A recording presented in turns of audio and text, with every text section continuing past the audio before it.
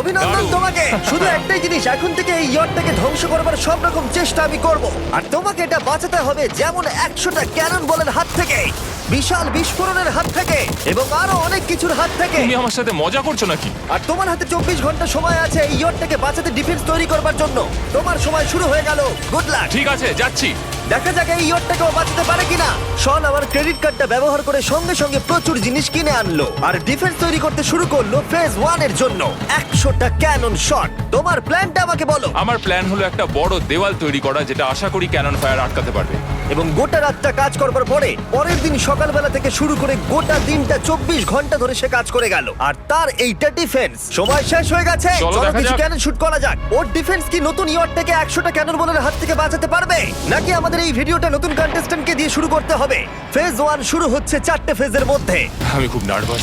ঠিক আছে শন, এবার আমরা তোমার নতুন ইয়টে ক্যানন